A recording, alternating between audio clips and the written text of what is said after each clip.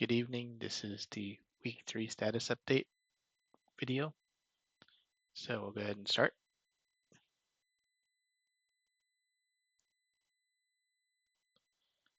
So this week, the main focus was implementing the shopping system, as I mentioned last week. I added these little placeholder cubes. There's 8 of them, and each one it represents an item that the person can buy. I actually went through and I messed around with Blender and I added a couple of models. So this is a can of oatmeal, Wicked Oats. It's a woman surfing on a giant oat in a ocean of milk. This is non-existent. Here is a box of cereal, Champs cereal, kind of generic. That was the first one I made. And this is a generic can called soup. And then the rest of them are not implemented yet. But as you can see, these guys will, when they walk in, let me kick these guys out. So what you see is they come in and they'll want to buy. I don't remember exactly what the number is, but let's say five. Five. I think between 3 and 10 items, and they'll path to the closest item.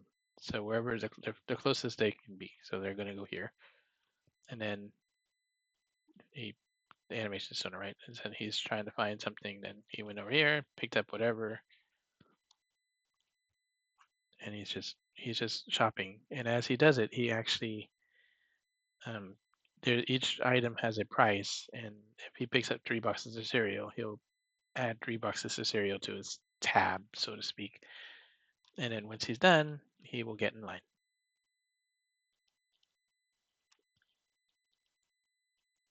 And so he bought $30 worth of stuff.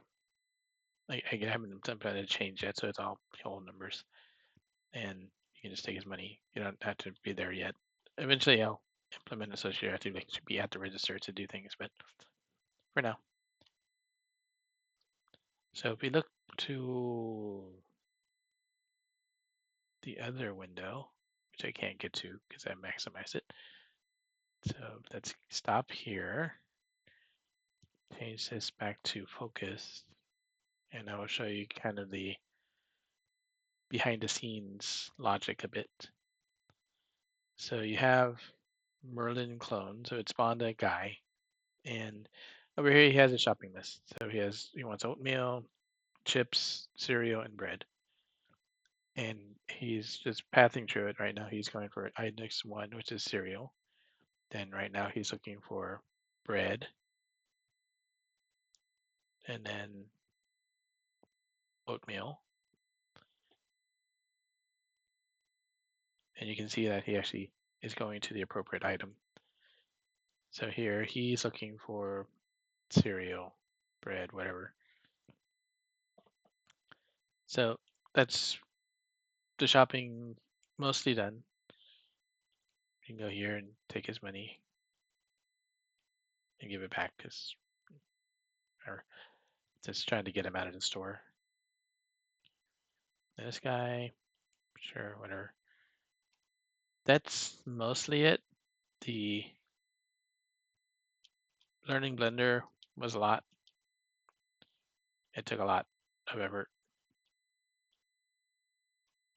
It doesn't look like it, but I had to watch a lot of tutorials to just get this far. And really, the drawing itself was Photoshop, which I'm also not very good at. But hey, it's something, right? It is a thing.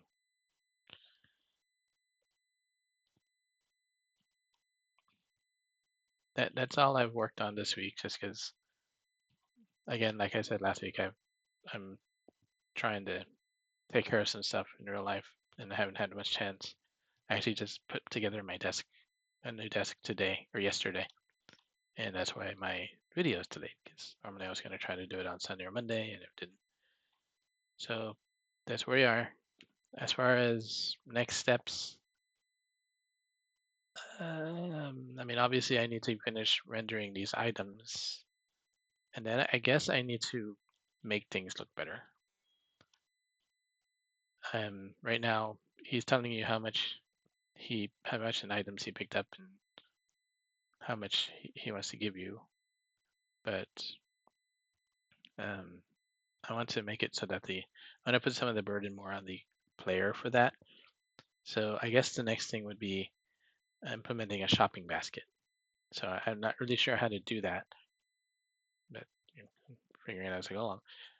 And so theoretically, they should be carrying a basket, and when they get to the front, they put the basket down. And I may not actually render the items in the basket because that seems complicated. But at least for now, I may maybe just right-click the basket and it pops an item out, and you can look at it and say, "Oh, this is a box of cereal." And you, um, ideally, you look at the basket, you look at the box of cereal, and somewhere on there would be a price tag, and you would remember that the box of cereal costs $6. And then you would, I think I mentioned this last time, but you'd have to keep track of the total yourself because there's no cash register yet.